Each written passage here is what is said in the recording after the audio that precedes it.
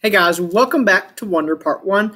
We will be reading chapter that is titled Driving. It starts on page 10 and goes to page 14. Without further ado, Part 1 Driving. It was a long drive home. I fell asleep in the back seat like I always do, my head on Via's lap like she was my pillow, a towel wrapped around the seat belt so I wouldn't drool all over her. Via fell asleep too, and Mom and Dad talked quietly about grown-up things I didn't care about. I don't know how long I was sleeping, but when I woke up, there was a full moon outside the car window. It was a purple night, and we were driving on a highway full of cars. And then I heard Mom and Dad talking about me. We can't keep protecting him, Mom whispered to Dad, who was driving. We can't just pretend he's going to wake up tomorrow and this isn't going to be his reality, because it is, mate. And we have to help him learn to deal with it. We can't just keep avoiding situations that. So sending him off to middle school like a lamb to the slaughter? Dad answered angrily, but he didn't even finish his sentence because he saw me in the mirror looking up. What's a lamb to the slaughter? I asked sleepily. Go back to sleep, Augie, Dad said softly. Everyone will stare at me at school, I said, suddenly crying. Honey, Mom said. She turned around in the front seat and put her hand on my hand. You know, if you don't want to do this, you don't have to. But we spoke to the principal in there and told him about you, and he really wants to meet you. What did you tell him about me? How funny you are and how kind and smart.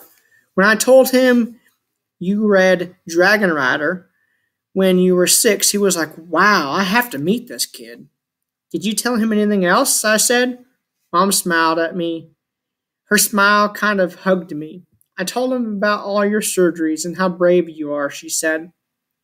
So he knows what I look like? I asked. Well, we brought pictures from last summer in Montauk, Dad said. We showed him pictures of the whole family and the great shot of you holding that flounder on the boat.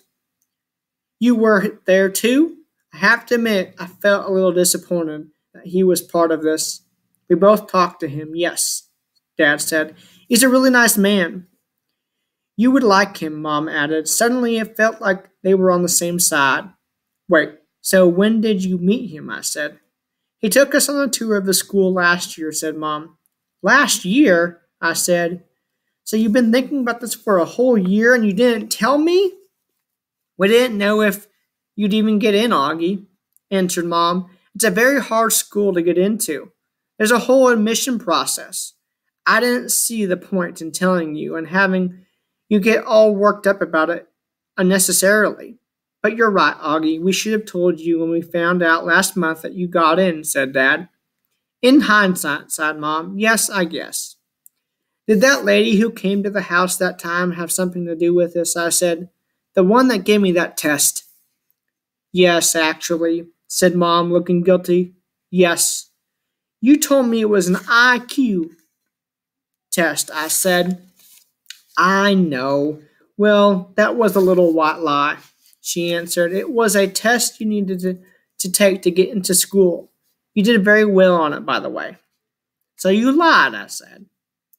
A white lie, but yes, sorry, she said, trying to smile. But when I didn't smile back, she turned around in her seat and faded away, face forward. What's a lamb to the slaughter? I said. Mom sighed and gave Daddy a look.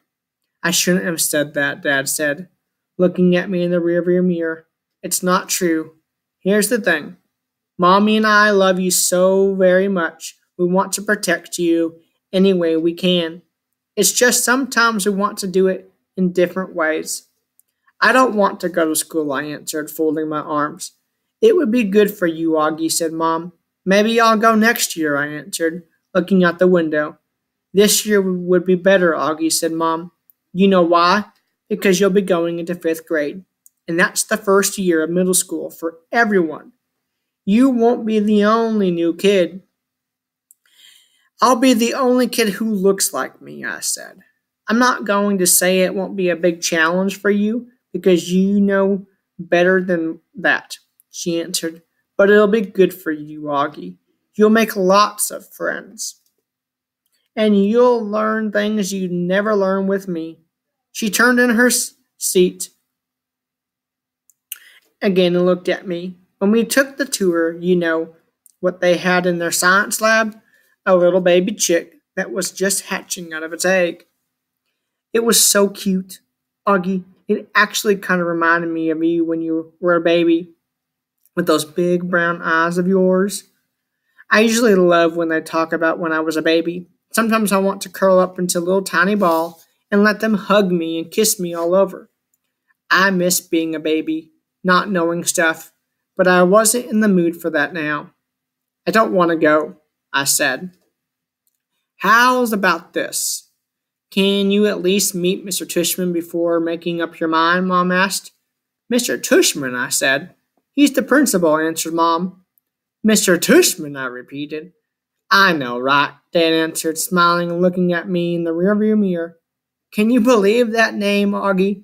I mean, who on earth would ever agree to have a name like Mr. Tushman? I smiled, even though I didn't want to let them see me smile. Dad was the one person in the world who could make me laugh no matter how much I didn't want to laugh. Dad always made everyone laugh. Augie, you know, you should go to that school just so you can hear his name over the loudspeaker, Dad said excitedly. Can you imagine how funny that would be? Hello, hello, paging Mr. Tushman. He was using a fake high, old lady voice. Hi, Mr. Tushman. I see you're running a little behind today. Did your car get rear-ended again? What a bum rap. I started laughing, not even because I thought he was being that funny, but because I wasn't in the mood to stay mad anymore. It could be worse, though. Dad continued in his normal voice. Mommy and I had a professor in college called Miss Butt. Mom was laughing now, too. Is that for real? I said. Roberta Butt, Mom answered, raising her hand as if to swear. Bobby Butt.